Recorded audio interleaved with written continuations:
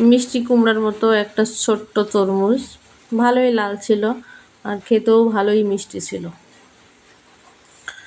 আমি কাটতেছি আর আমার ছেলের সামনে বসে রয়েছে, খাওয়ার জন্যই পাগল হয়ে গেছে, তরমুজ খুবই পছন্দ করে। হ্যালো এভরিওয়ান, আপনারা সবাই কেমন আছেন? আশা করি ভালো আছেন। আর একটা ছোট্ট নতুন একটা ব্লগে সবাইকে স্বাগতম। ইদানিং মাঝে মাঝেই তো প্রায় মেঘ হচ্ছে আর বৃষ্টি হচ্ছে। তা আজকে একটু অন্য দিনের তুলনায় বেশি বৃষ্টি হয়েছে। তা উপরে চলে গেলাম ছাদে, যে এই বৃষ্টি হওয়ার পরে গাছগুলো এত সুন্দর সতেজ দেখায়, ভালো লাগে খুবই। ওই নারকেল গাছটা এত লম্বা হয়েছে, একটু জোরে বাতাস হলে হেলে দুলে। আর যে এই পাশে একটা টক আম গাছ আছে।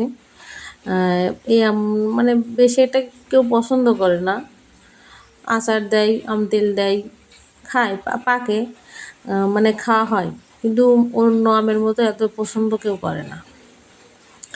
এই যে এদিকে আরও দুটো নারকেল গাছ রয়েছে, সে আমফান ঝড় হয়েছিল, তারপরে থেকে আর বেশি একটা নারকেল ধরে না। আর কুল গাছগুলোর কুলও ফুরোয় গেছে, এর কদরও শেষ হয়ে গেছে। ডাল একদম উপরে উঠে গেছে, এখনও কাটা হয়নি, ডাল ওইভাবেই রয়েছে। তারপর চলে আসলাম সন্ধ্যার দিকে এই যে রান্না করতে।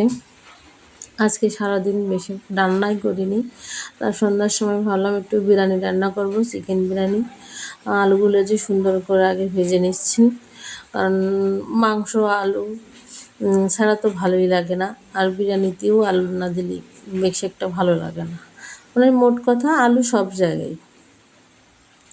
তারপর মশলাগুলো কষাই, এই যে মুরগির পিসগুলো দিয়ে দিছি, যেহেতু আমরা শুধু 3 জন খাবো, তাই এইগুলোই। খুব একটা ছোটও মাংস পিস না, আবার খুব একটা বড়ও না। এই যে এইখানে মাংস রান্না করা হয়েও গেছে, এরপর চলে যাব ভাতের কাছে। আর আজকে হচ্ছে চালগুলো ওই যে বাসমতি চাল, এই জন্যই হচ্ছে ভাজিনি, ভাবছি এইভাবে সেদ্ধ করে এইভাবেই রান্না করব।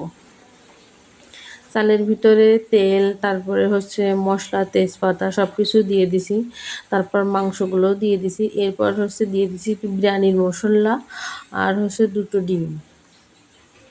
আজকে হলুদ ব্যবহার করিনি, এইভাবেই রান্না করেছি। অন্য দিন হলুদ দিই, কেমন যেন লাগে, তা ভাবলাম আজকে হলুদ দেবো না, এইভাবেই রান্না করব।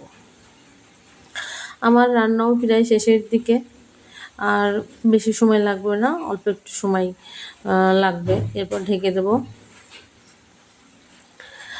তা কার কার বিরিয়ানি পছন্দ, চলে আসুন সবাই খেতে।